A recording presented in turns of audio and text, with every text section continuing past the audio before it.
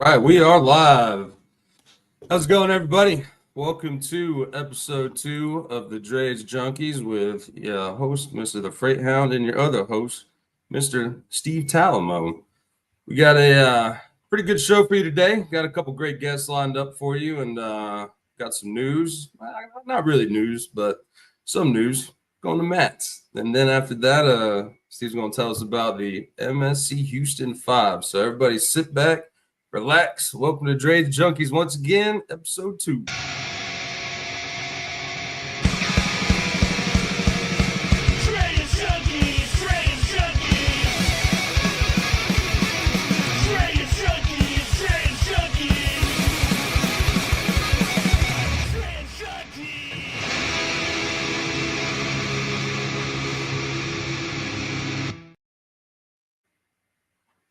Mr. Talamo, how's it Good going, brother? afternoon, Hound. It's going good, man. It's going really good. I'm just pumped for kind of like Christmas right now, right? I'm pumped to go to sleep tonight because when I wake up in the morning, Ethan and I jump in the truck, head your way, pick you up, and take our way down to Matt's. I feel that, man. I've been so giddy all week, and it's like impossible to stay on track, it seems. But I'm pumped, man. I'm pumped. This is gonna be a fun 5 days, dude. And I'm pumped that Ethan's coming too, man. It's gonna be a life-changing experience for him, I feel. Oh, absolutely. I mean, just with everything he's learning at trade school and just his love for trucks and everything, plus his photograph stuff. So yeah, he's pumped. And to everybody listening that's coming to Matt's, like come check us out. What is it? We are. 38502, I think is the booth Yep. number. Yep. So we're at 38502, right behind Freight Movement and right by our friends. Didn't mean to cut you off there, Steve. No, you're good. You're good. We got lots of swag, man, to hand out. So come see Hunter and Rob. I mean, we've got some stuff to be handed out from. I think Dale's bringing some stuff with Freight Validate. We got some stuff with AR Doc Pro that we'll be handing out. Some swag bags we're putting together. So come check us out, man. Get yourself some goods. Absolutely. Right by the Bennett booth and not a far stroll from the main PKY Truck Beauty Championship. So that's where like Lindell said, man, all them tricked out trucks are at. I cannot wait, dude. It's going like I will be outside most of the time when we're not doing the show. So yeah. Find us on Wednesday. But Yes. Mr. Talamo, let's talk about this beauty today. Yeah, so today for our marine traffic ship of the show, I guess we can call it, or vessel of the show. If anybody follows us on LinkedIn or Facebook, I posted some pictures of actually this vessel because it had a little issue out at sea. Got caught up with some severe weather and caused about 15 containers to fall oversea in the Atlantic. So it was on its way to Liverpool, UK, and it got diverted to Spanish port of Vigo while they removed some of these containers and readjusted them and refastened them down for the remainder of that journey. But the MSC Houston 5 was built in 2010. Holds 4,432 TEUs, so it's much smaller than the last one we featured. The ship is flagged out of Portugal. And like I said, it was currently en route to Liverpool, UK before it encountered some nasty weather and lost a few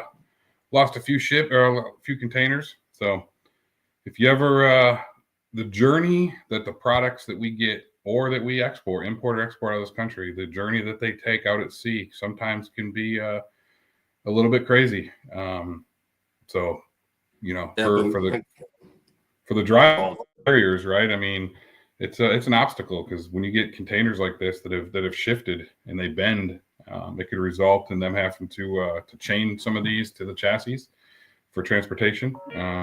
Possibly not even be able to be transported on a regular chassis and may have to go on a flatbed. And then for the drivers when they get to the warehouse, right, these things shift around. It makes opening those back doors impossible sometimes. So there's a lot of interesting stuff that goes along with the journey of these containers. But the MSC Houston 5 is our feature vessel.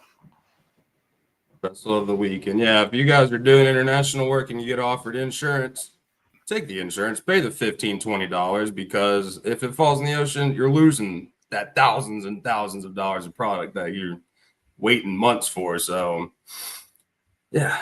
But you ready to get over to our guest here, Mr. Steve? Absolutely. I am pumped for these for Roxanne and Lindell Forsythe with Paperboi Trucking LLC, and also a nonprofit organization they brought together that they'll be talking to us about, driving change. Lindell and I started. He started Paperboi about 2 months before Clint and I started Cleaves, and we do a lot of stuff together, help each other out, both learning and stuff. So I'm excited, man. Let's bring them on. All right, ladies and gentlemen, Lindell and Roxanne Forsythe.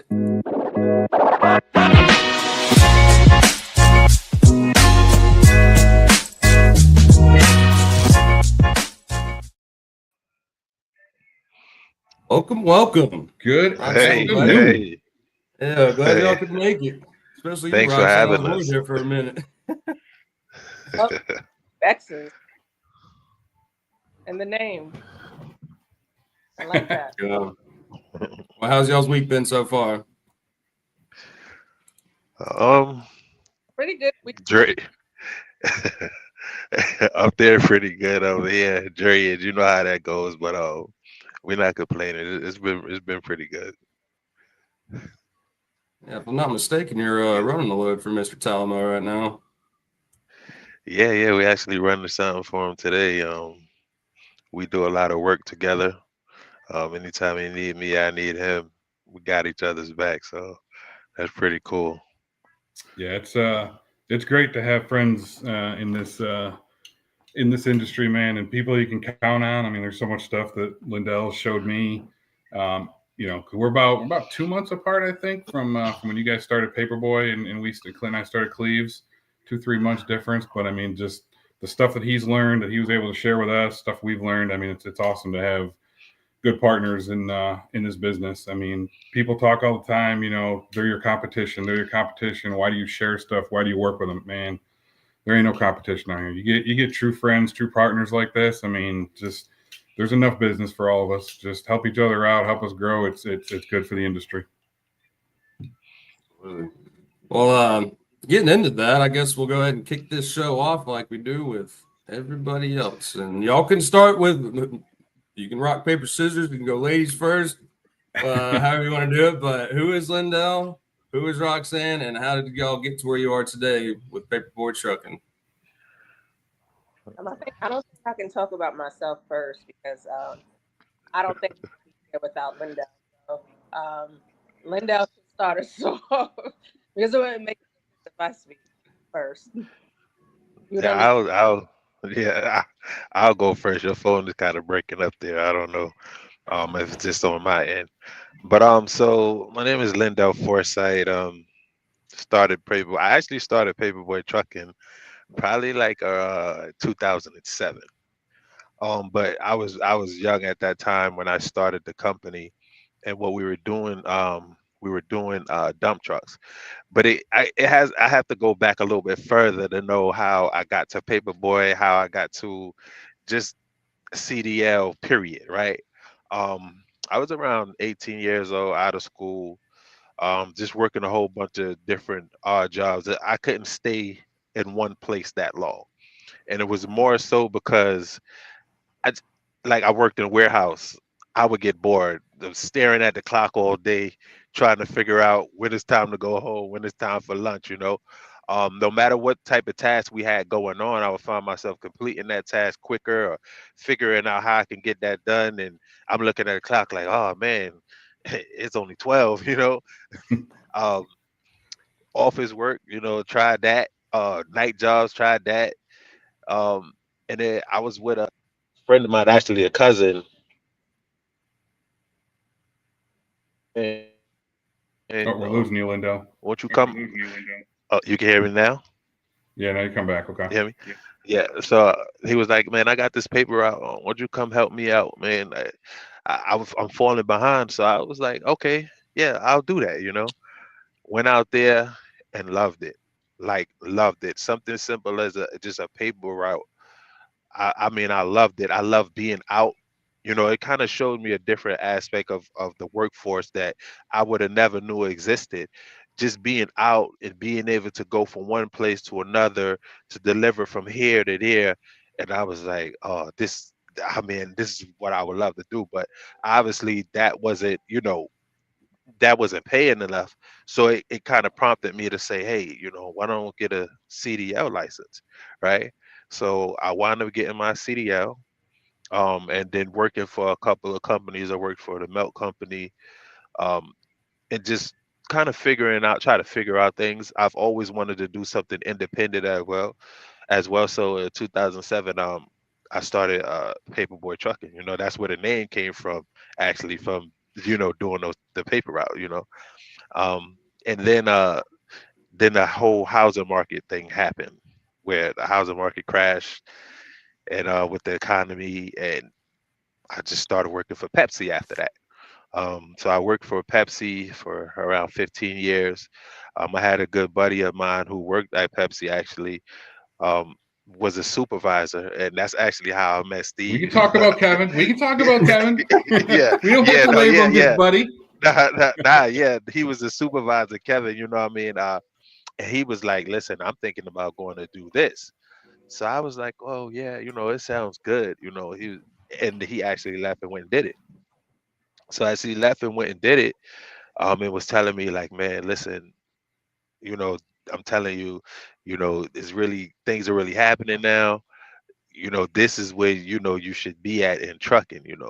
And he kind of convinced me, and I said, "Okay, well, um, I still work for Pepsi, but I went ahead and brought a truck because there was a guy who said that he was like, okay, I'll drive for you." And that is actually what made me go get the truck. But I believe that everything happens for a reason, Hmm. because I was supposed to do it, but I wasn't like making the moves to do it, even though I know that's what I kind of wanted to do. So he said, "Yeah, I'll work for it. If you get a truck, I'll drive it." And I'm saying, I'm serious now. He said, so the next week I went and got a truck. Right. Everything that was still with my company, Paperboy Trucking, was still in good standards, because when I left out of the dump truck field, I didn't leave in any major debt or anything like that. I just kind of left the business. So it was just everything just started falling in place. I went and got a truck. My business was still in good standing. All I had to do was just activate a DOT, and I just went and did it. I would have did all of that. And ironically, what after 2 weeks into having a truck, driver worked for me for a couple of days and just quit. And I was just stuck, and I was like, oh man, like what am I gonna do? I didn't, excuse me, I didn't put everything that I had into it, everything, like all the savings that I had, like all the money into it. And I'm thinking like, what am I gonna do? I've been with Pepsi for 15 years at this point, and it was like, okay, I have a decision to make. I really don't want to leave a job that I was with for 15 years, but something is telling me that this is what I need to do. So my brother, he said, well, I got know some guys that they driving, they two brothers, they have one truck. I could talk to them, and maybe they could hop on over there with you, and you really won't have to quit your job, because I know there's a lot that you're thinking that you need to do.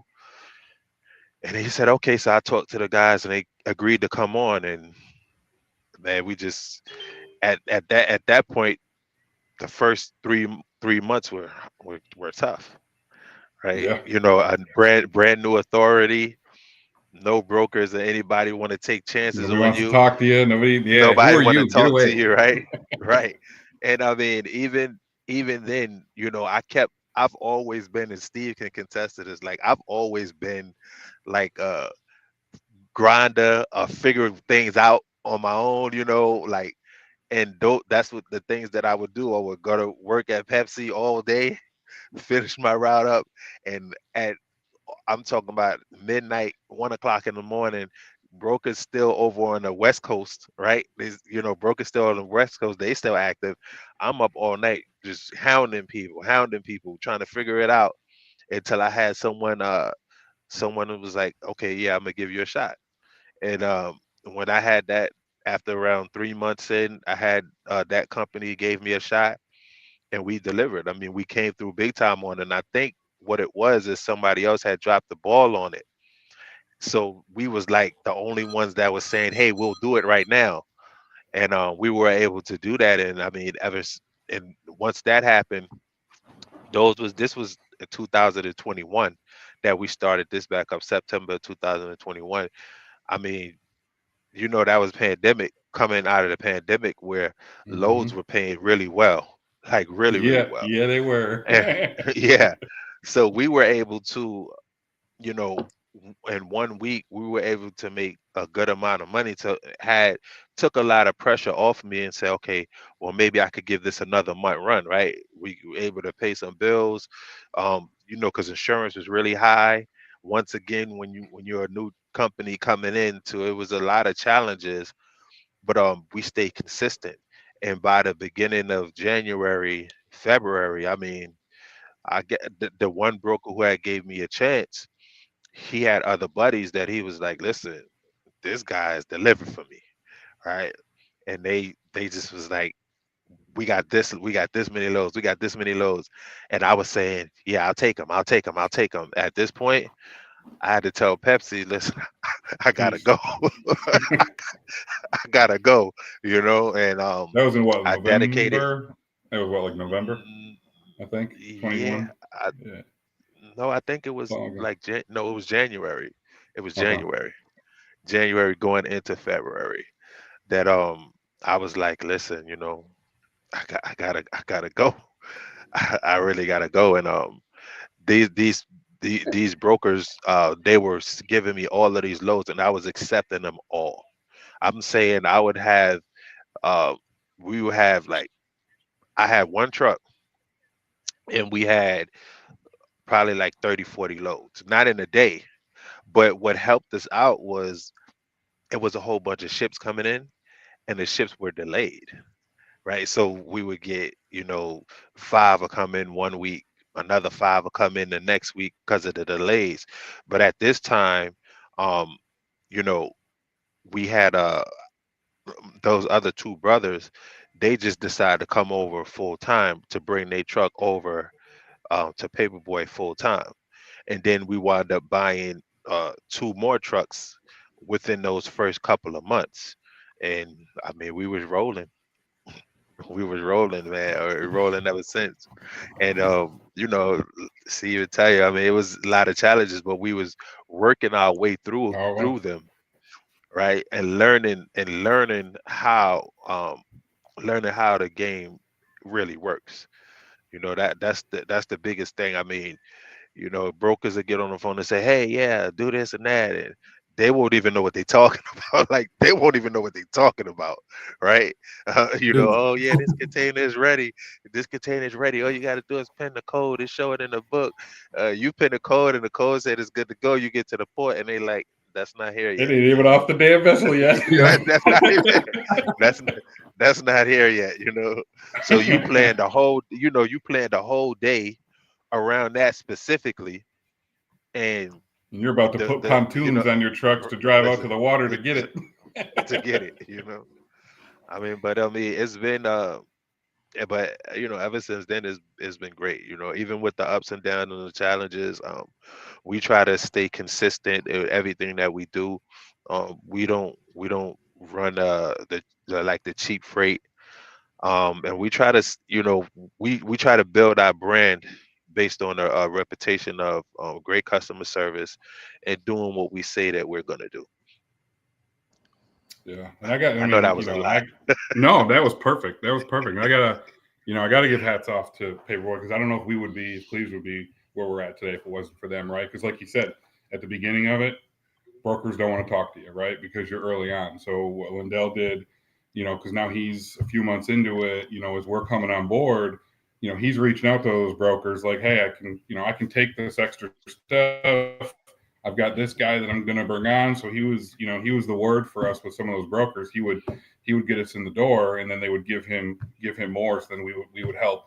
They knew that we were handling it for him as well, and it worked out great. I mean, our very first load that we ran as Cleves actually was something that Paperboie helped us get, and Lindell helped us get. And actually, funny part is that the guy that he mentioned, Kevin, he was on that one too. So we all kind of went and delivered that one together. And we've been like that.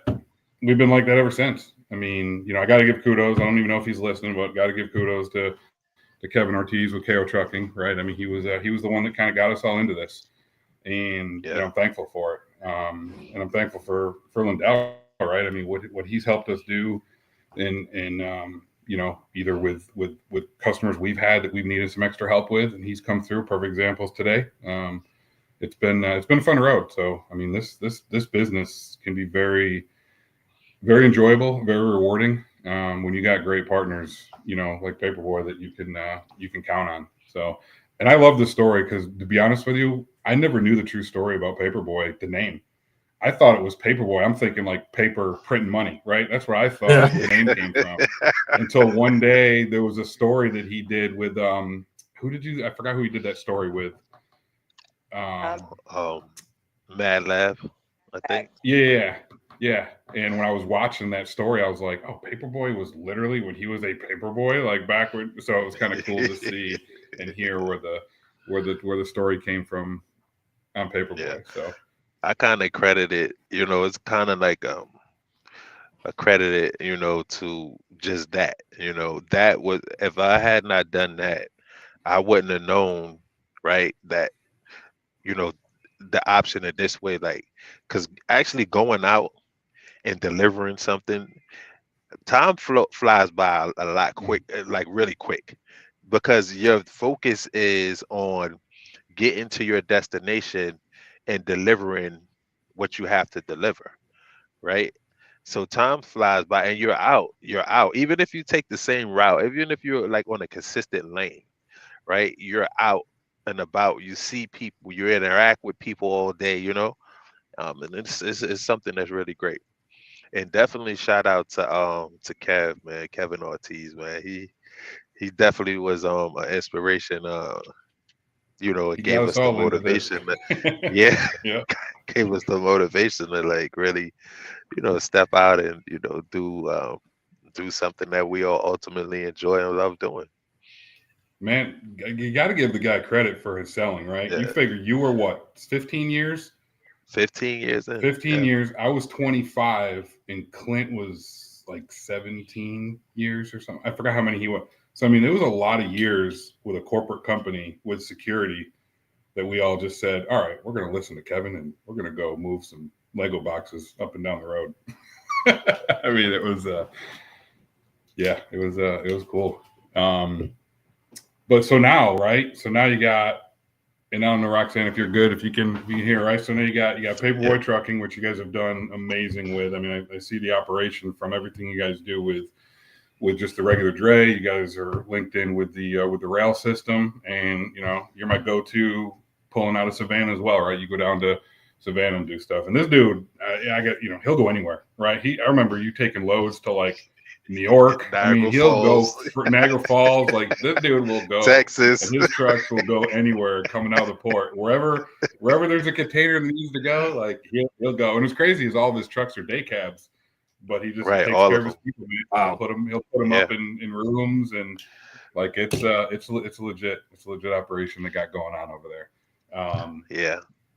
So let's so we got Paperboie, right? And now, respectfully, he's giving back to the community, which has been so good to him in this industry, right? So now let's flash forward, bringing in Roxanne and you guys to talk about driving change and what is driving change and where does driving change come into this whole thing. Driving change is basically a inspiration inspired by Paperboie Trucking and Lindell, as well as the family or the culture that we created as well. So it's a workforce development program that focuses on certifying CDL, providing CDL certifications as well as staffing solutions to the reentry population. So that could be asylum seekers, that could be anyone that's recently from incarceration, um, just anyone that's just trying to be settled back into the population. Also, new CL drivers. um, those it's like a second chance program, basically, and we are trying to provide that economic balance in the workforce for everyone because clearly we're truly believe I'm a true believer, so I can say Lindell is too. A strong economy equals a strong community, and we're just trying to put that back and balance out the workforce and lift up these communities that need it the most, and without making them feel like um, a charity or a handout, but just helping them put the work in there. Because obviously we want people that's going to put the work in. And they're grinders, just like Lindell or you, Cleve, and at Cleve's and where we at, Freight Hound. But Yeah. yeah, we're just trying to just reassimilate them back into the workforce and into life. It's not easy. So, and it was definitely inspired by Paperboy Trucking. Was inspired by Lindell. Paperboy Trucking is the incubator. We obviously want to work with as many trucking companies as we can, or even anything that deals with logistics. We don't want to stick to just wherever we can go with it, we're going to take it. We're trying to spread it out to all the counties of South Carolina. Hopefully, it lives way beyond me and it reaches a lot of people in this world. Dude, that's awesome. That's awesome. I connected them with Jeff and Christy as well on the Storytelling Chronicles, right? So that she can get on there and Roxanne get on there and tell that story on there as well. Because it is, I mean, when she presented it to me, asking if I'd be honored, to be on the board. I mean, it was an honor for me to be thought of, to be part of this. And I just think it's an amazing thing, right? I mean, anytime you can give back to the community, like she said, right, a second chance thing, because people make mistakes in their life, right? And they grow from it. But it shouldn't be a death sentence or it shouldn't be a life sentence to prevent them from doing awesome things. So I truly do think it's amazing what you guys are doing, taking it from the beginning to where it's at now. Truly. Yeah. No, definitely. I feel like in life, just sometimes it could be circumstances, it could be accidents, it could be, you know, nobody knows really. And to give someone a second chance, um, I feel like that's an amazing thing. I know if I was in a situation um, such as that, I would have loved to have a second chance, to do more with my life. Um, and that's kind of like where we're at. Um, and just people in general. You could be, older in life and don't have a lot of work history. Uh, you know, but you'll find out that you come out here and you drive trucks and you love it, right? This is something that you know just love, and you may be 30, 40 years old thinking that, hey, this is just it for me. And it's like, nah, come on over here, we'll help you get that license, and we'll help you fulfill your dreams. Because and in terms too, um those programs can get pretty expensive, with a couple of thousands of dollars that people can't really, afford. And it's like, man, let's make something work to help you out, man. Come over here, we'll help you out. I think too, it's also about creating a space like you said, Steve. What I've learned so far, because I'm a newcomer in logistics, I understand operations well from my previous career. So as I come in transition to this space, what I've learned, especially from watching Lindell maneuver this industry, there's not a lot of people like Steve that says, "Come on over here, let me share some information with you." And same for Linda, let me share some information. So whenever you run into those people, it's like a breath of fresh air. And I think that what we want to provide to is a community place where we say, this information and let me Yeah, you're getting a little choppy, Roxanne. Yeah, oh, yeah, you yeah. getting a little choppy. About to ask. How am I now? That's better. You gotta Am I yell at us. No, but no, I was just going back to community. It's just creating that space so where we could provide knowledge and information as much as we can. As we learn it, we just spread that also. Because, like Steve said, a lot of people think it's a competition, and it's a lot of work out here for everyone. Yep. Everyone. It doesn't have to be a competitive space, and we don't have to keep the knowledge. And I think that's something that also inspired us to do this, because there are a lot of people that I met someone that's 30, and this is a totally different industry. I met someone that she's 38 years old, and and when I asked her, it's like, is this the career that you've always wanted to do? And she said no. And I said, what did you want to, what is it that you wanted to do? And well, she said, I always wanted to either be a CNA or get my CDL license. And she's 38. And I'm thinking to myself, wow, who told you, like, you didn't have any help? No one could, who was you? Did you not have anyone to navigate you through this? And she said, every time she asked somebody, it was always like a secret. And it's just so unfortunate that you run into people that make it to a certain point and feels like they can't go back and reach someone else up and pull them up and show them how to get to where they are as well, because they're afraid of some competitiveness. But it's so much out here for everyone. We don't have to gatekeep the knowledge, and we want to be able to spread that knowledge to everyone, or as many people as we can. Like, come in, let me show you how we did this, and let me, because at the end of the day, one thing my brother Elliot would always say: just because we're doing the same thing, that doesn't mean that you can do it better than I can. So you have, so there's nothing wrong with explaining to you how to get this done. We can do this. We can either do it together, or we can collaborate, or here, go and get it done, just like I am. But let me help you out with a little bit of knowledge and run with that. So Lindell, let's talk about some of the craziness of the drayage world, right?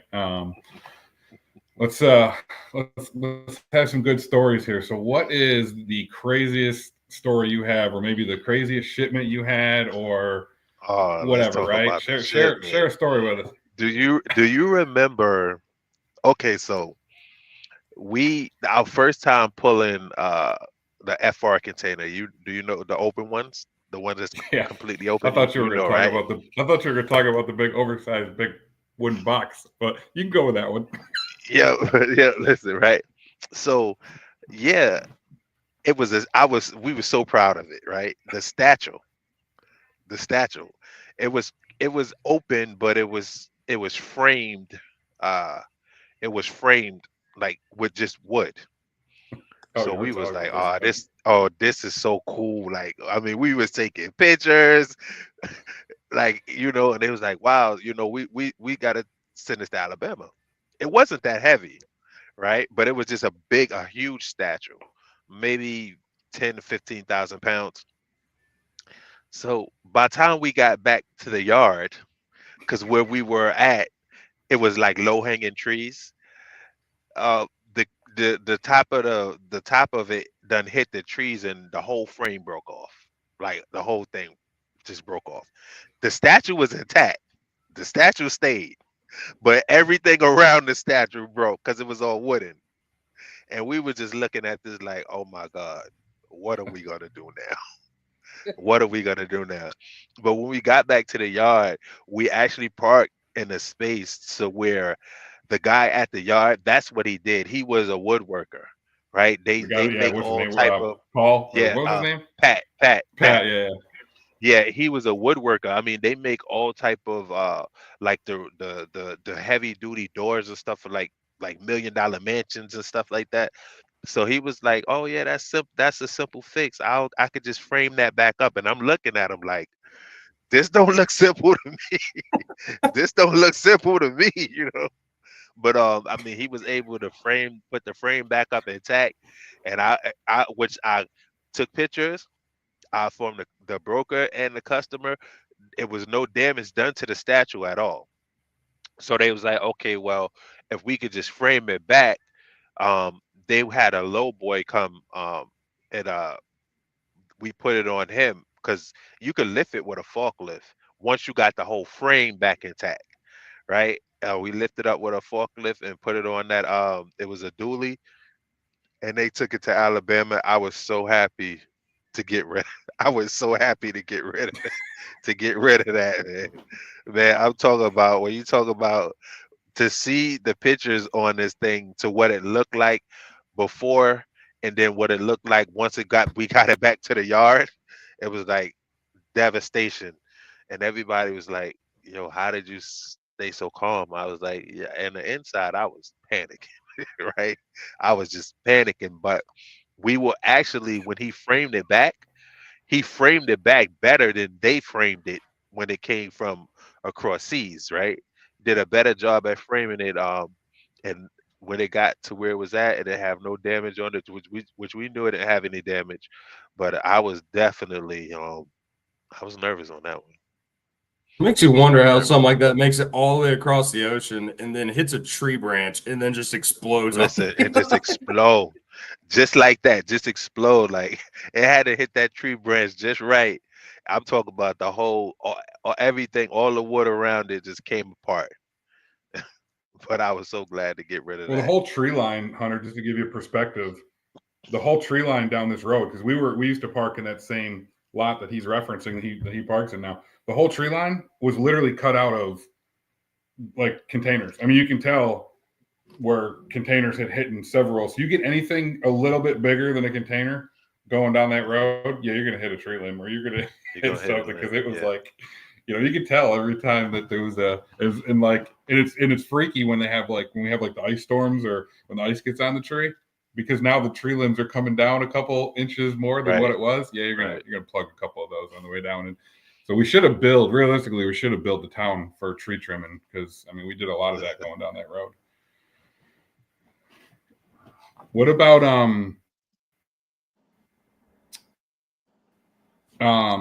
learning the grounds, especially in that area where they kept expanding that parking lot, so you'd get some fresh gravel and stuff. So do you ever have any experiences with containers sinking or when you dropped them off? Sinking.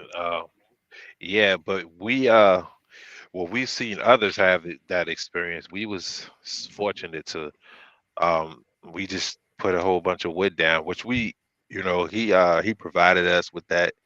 And the wood that he had, man, that thing was solid. It was solid. But we've seen containers, containers that sink straight into the We had one of ground. them. Oh, We you had had one one we of were those loading. sinking? Actually, where you loaded today, we loaded one of those. So it was 50-something thousand pounds of Oh yeah, recycled that's material, going. and we went to pull it out at Clint's yard. We went to pull that container out, and he was over just a hair to the right, off the main path, and it was just soft sand. And literally, as soon as he pulled that thing in, the left-hand side of that container just dropped, and it was, I mean, it just sunk all the way down the frame. How it didn't tip over, I have no idea. Right. But it just dropped. Right. And we had to get Elite Towing out there to lift it up with their rotator. Yeah. Mm-hmm. But you learn real quick to support those things. You definitely learn. You definitely learn. I mean, it's a lot of. What's the craziest thing you've ever loaded for exports? You said the craziest thing that I've ever loaded for exports. I don't know. You can't use my metal greasy. Yeah, I don't really know, because a lot of times my guys, they go and they'll load it up, so we won't really know. I know we had they've had like I want to say the big conveyor belt things, but they had to export and put them on the truck for us to take to Tennessee, from that spot, the ICL. Mm-hmm. But I don't know.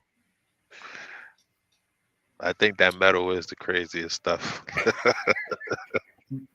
Because you wouldn't know that, like, something that we value and think, oh, that's just junk.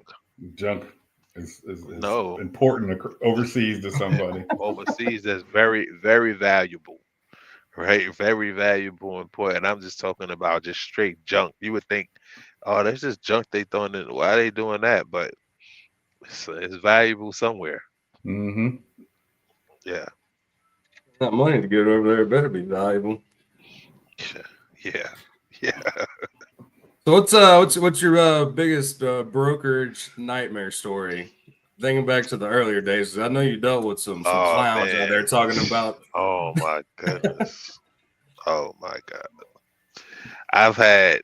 Listen, I'm not even gonna call it brokerage, but man, you will realize quick that they are really, what people need to understand is you can have a brokerage firm that's like an A rating. They like the greatest brokerage firm out there. But the brokers, right, don't really know what they're doing.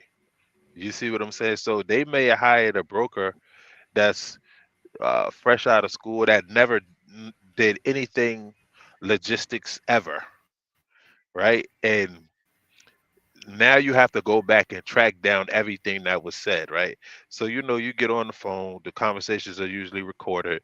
I tell them, I say, listen, this is what we can do. This is what the price is. We send out emails, we go back and forth the whole spiel. When it's time to pay, oh, we didn't agree They to have that. amnesia. Right? Yeah, we didn't agree to that, right? So okay, you saying that we didn't agree to that.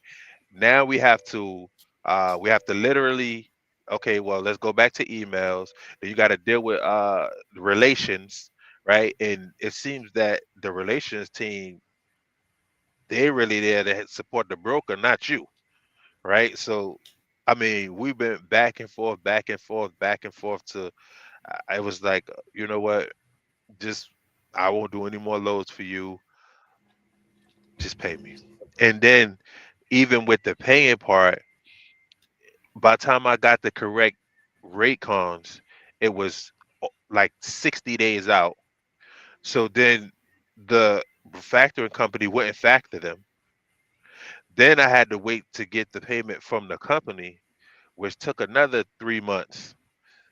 And it was just like a nightmare because we talking about it was, those invoices added up to over $30,000. That's over $30,000. Like Right. Like how much? like 37,000. Well, see, there you have it. Now, mind you, the guys who work with me, they still have to get paid. All of these chassis charges that accrued from this, they had to be paid, right? So I was stuck with basically it's dishing out that much money and having to wait almost.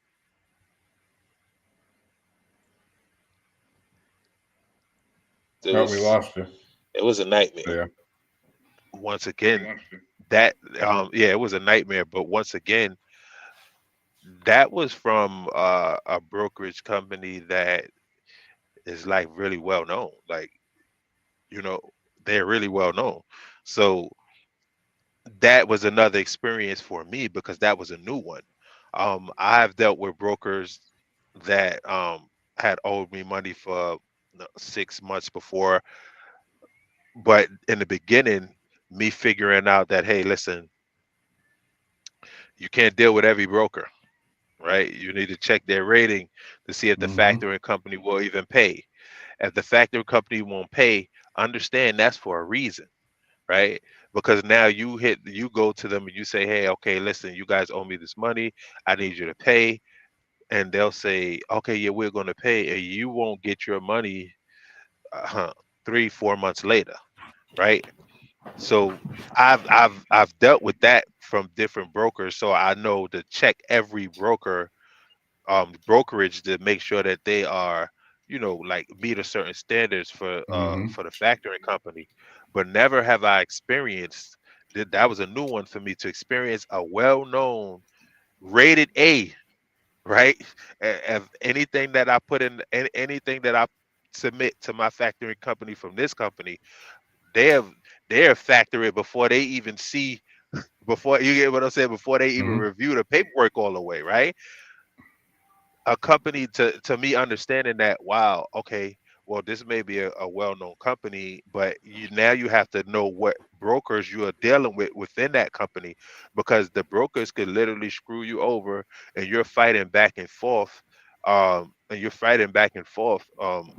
just to get your money. But what I should have known, what was a red flag to me in the beginning, which I should have took heed to. But once again, going off the reputation of the company, it was like, okay, well, I understood that that broker didn't know what he was doing from the beginning, because once again, when it came to checking the containers, figure out where they were at, the information that he was telling me, how he was communicating with the customers when we were dropping product off, it was almost like I literally said to him, listen, just shoot me all the container numbers, I'll do the rest. Right? Mhm. Like, Oh yeah, that's I when mean, you finally get to that point. Yeah. right. So me telling them that, listen, just shoot me all the container numbers. I'll do the rest. I'll handle it. I'll make sure they get there. I'll make sure they get back to the port, in a timely fashion, or whenever they're ready. You don't have to do anything but shoot me the container numbers. I made it real easy for them. And we had to literally go back and forth for so long, and me trying to figure out, well, who do I need to talk to within this company to let them know what's going on with this particular person, right? It was a nightmare. Total nightmare. Total nightmare. But You mentioned I something learned that. when you were talking about billing. You mentioned something when you were talking about billing. You mentioned the chassis, right? So, and I talked about this in the last episode we did, but I'd love to hear your perspective as well, right? We got very fortunate in South Carolina when the South Carolina Port Authority went with this new chassis program.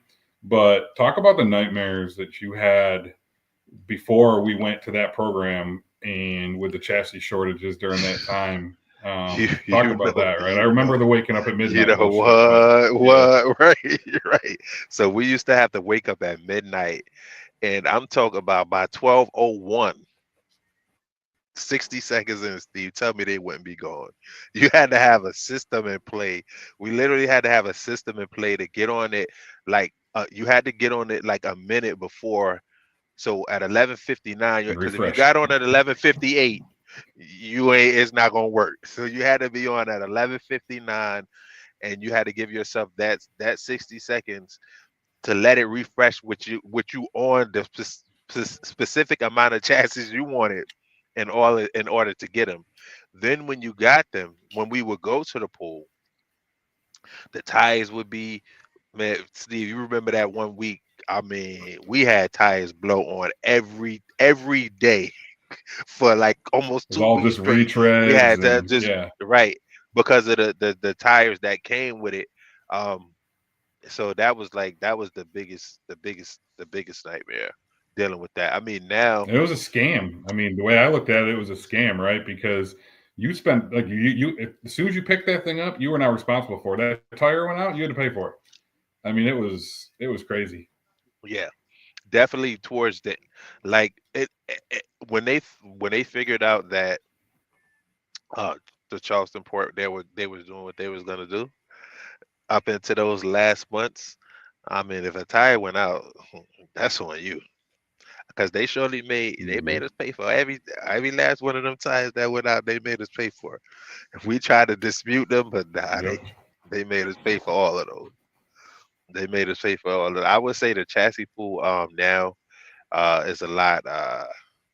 They have better chassis, but the verdict is What still it's out great on about them, that how to program handle they certain did is things. you yeah. It's great the way they run it, because you can't pre-book everything. Because like Lindell was saying, like we literally would have to get on and if your clock wasn't set right, you could get screwed, because you could literally book something at 11:58 at night, and that chassis Yeah, would reset and go back into the pool at midnight.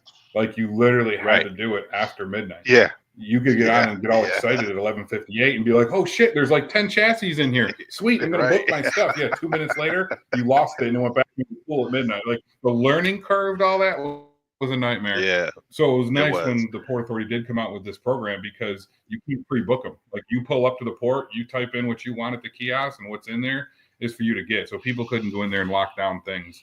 They do have a pretty decent tire insurance program as well, but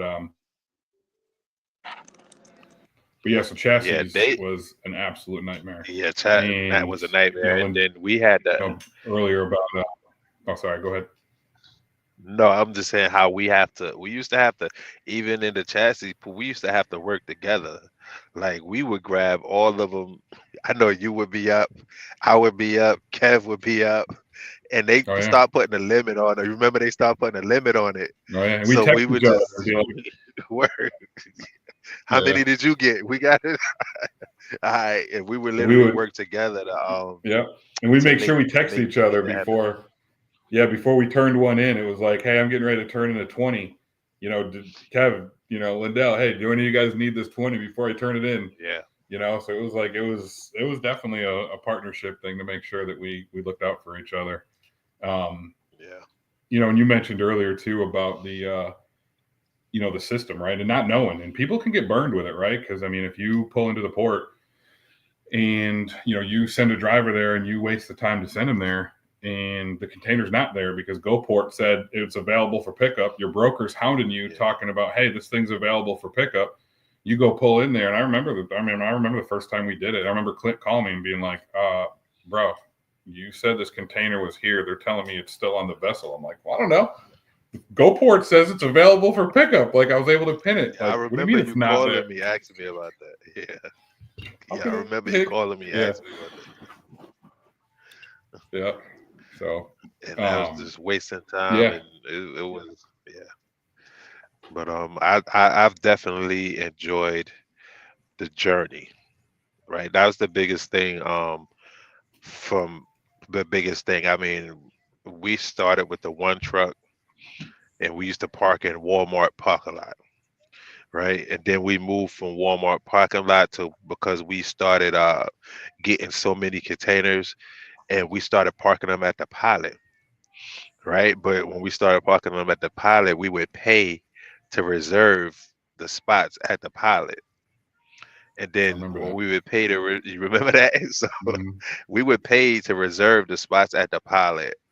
And it got to the point where pilot over there by the port, and they said, hey, you can only have 10 spots, you know.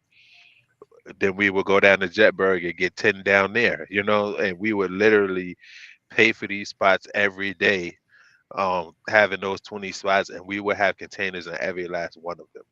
So that's when the pilot became our yard. And then we found this other spot over there. And, you know, I remember us doing the Samsung runs.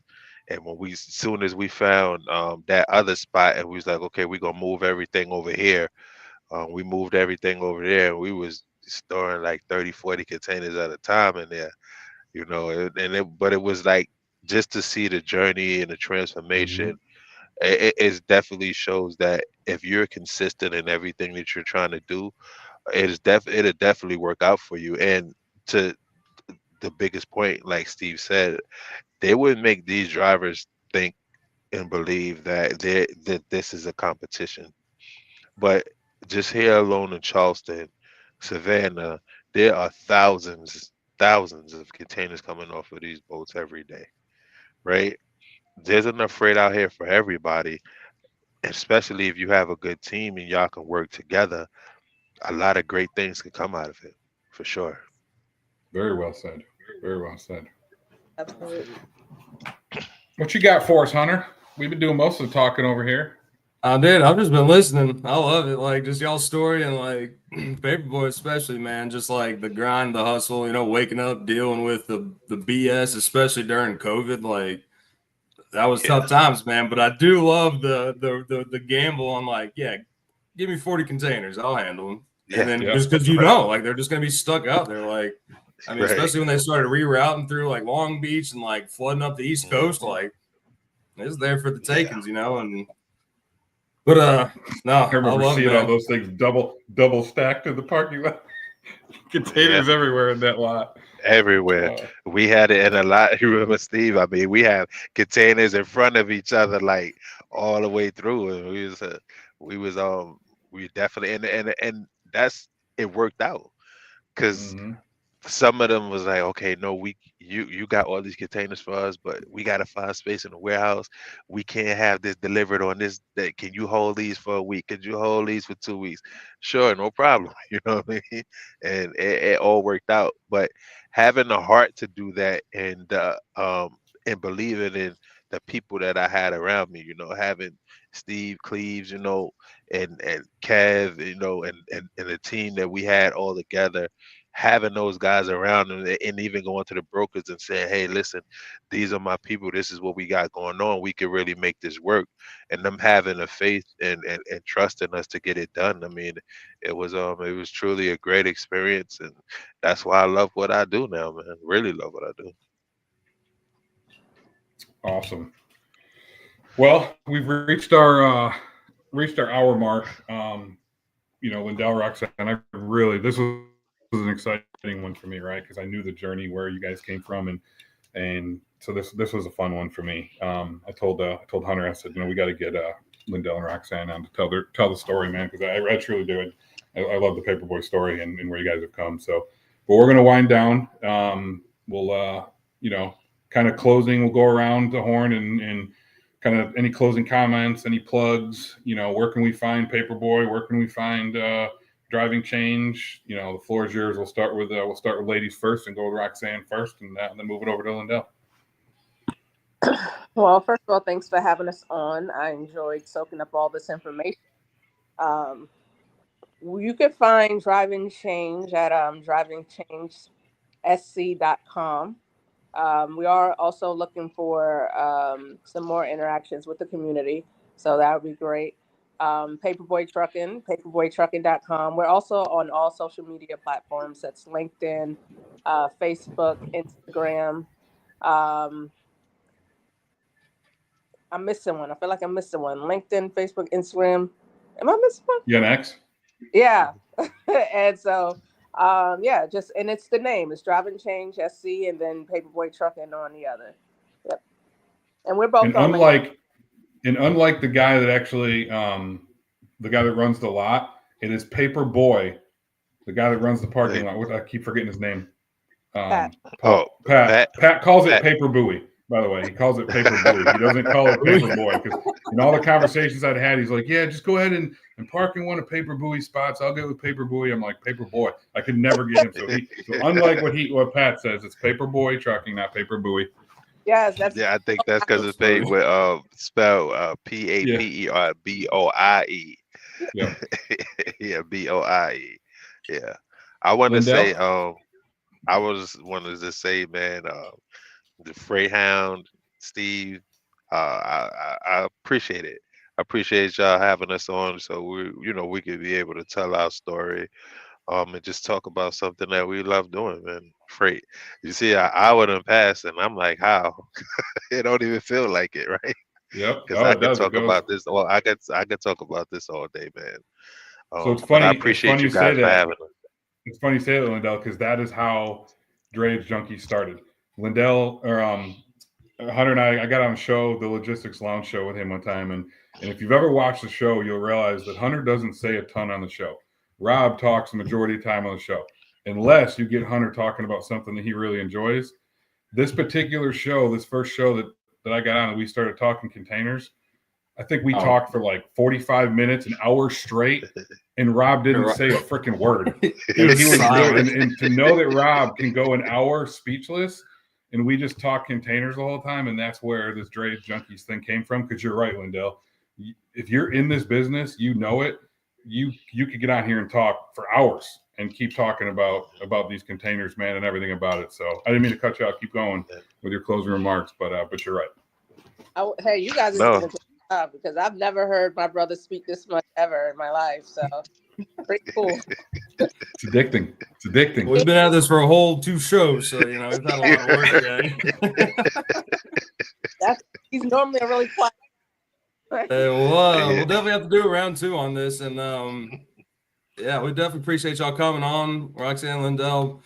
love the story. Love what y'all are doing with driving chains. We'll definitely put you out there on all of our socials and update your flyer so I can use those screenshots y'all sent us, or the headshots. We're looking spiffy. So yeah, y'all are now officially Dray's Junkies, so you can come back on anytime you want. If there's any updates with Paperboy or driving chains, holler us, and you're welcome. So thank you again. Appreciate the opportunity, Hunter. Yeah, and at one point, Hunter's actually going to bring his ass here to South Carolina, and we're gonna do some live video stuff. Here. Actually want to put him into one of our trucks too. So Paperboy, you guys will definitely be a part of that when he comes here, and we do some live stuff and show him just how we run stuff here in the Charleston area. Yeah, man, that sounds great. Got to meet the community. But well, Steve, you got anything before we chop on out of here? Yeah. Again, I appreciate you guys at Lindell. You've been a huge supporter of Cleve's Logistics since we started, and Roxanne, it was great to meet you just here recently. But this industry is all about the partners that you have and having the right connections and the right support system, and you can move mountains. And we've been able to do that thanks to our calibration with Paperboy Trucking and you, Lindell. For any shameless plug, right? Any news that you want to need to check out in the industry of logistics or supply chain, check out your truckingnewshub.com, the official news center of the Dray's Junkies, as well as the Logistics Lounge. And then lastly, I'm pumped and looking forward to picking you up tomorrow afternoon as we truck on down to Louisville, Kentucky, and look at some badass trucks at this truck show. I'm pumped, and maybe I'll find a truck there to buy, man. Maybe I'll get into show trucking next, man. So yeah, they look pretty good. I've seen some good looking ones, man. Like amazing. Yeah.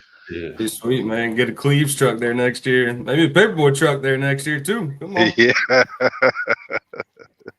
But well, hey, y'all, we appreciate it again. Everybody watching, there won't be a show next week. Steve and I will be recovering from Matt's, as well as working on some new content. We're still sharpening the blade here, but we appreciate y'all watching again. And until next time, stay junky.